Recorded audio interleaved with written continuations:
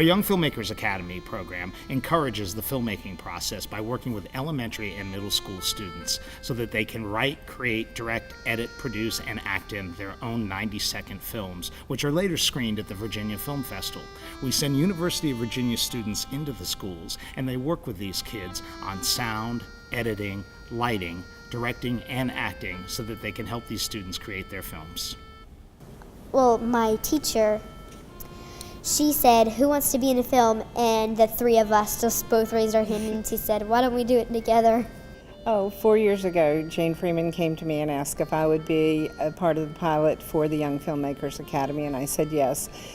So she took the draft that she had then of the objectives and roles and rules and everything and worked it up, and we traded that back and forth a couple of times, and then I got my kids involved, and that was just really cool because we had 3rd through 5th graders who were actually doing it, and as they were doing it, they were learning so much.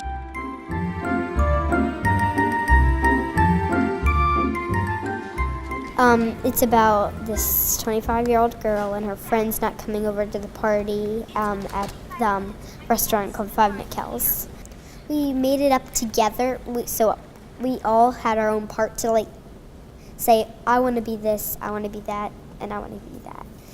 And I'm the waitress there, Jordan. That's just a moment that can't be relived. I mean, when you see those kids' faces when they see their own movie up on that screen and they see the work that they've done and they see the work that they've put in it, I mean, that moment can't be recaptured.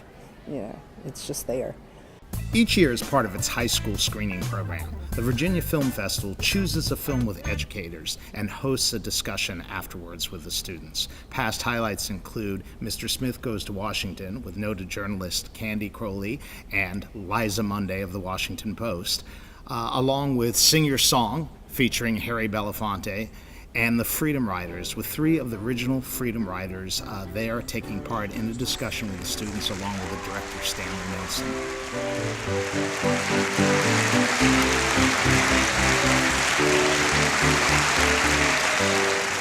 And there were moments of that film that were really difficult for kids to watch as an adult. There were moments that were very difficult. And I remember I went into the classrooms at the middle school because I wanted to make sure they were sort of prepared for what they were going to see.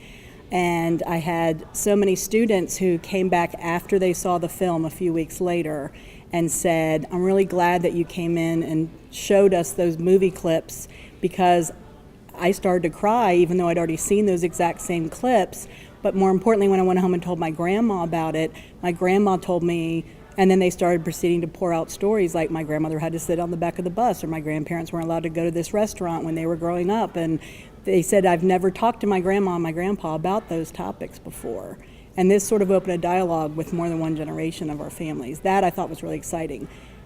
Well, being myself an African-American female, seeing the Freedom Rider story and also the Loving story was very, very emotional for me because I got to see how my past generations of my family what they have been through, and I may not have been taking that into thought myself, and it just seems like it shows me the progress of where I've came to where I am now. Family Day is a day-long celebration of film in which the family is invited to participate, all for free. It's an interactive day-long celebration with a red carpet experience for children, the screening of a major film. Past highlights include the screening of Beauty and the Beast with Paige O'Hara, the voice of Belle, there on hand to sing for the children and sign autographs, or past year's 75th anniversary of Snow White here at the Paramount Theater, along, of course, with the screening of the Young Filmmaker Academy films as a highlight of that day.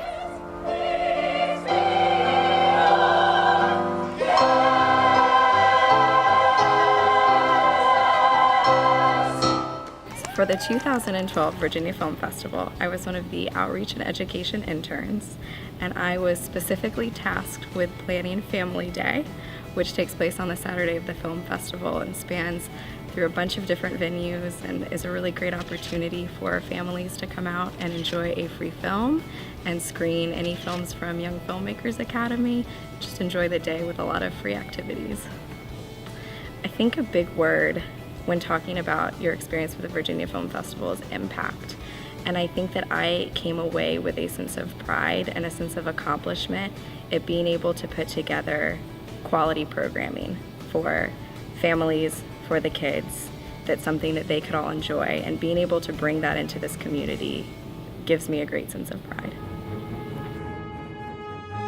Each year, the festival works to program films that we feel will resonate within our community.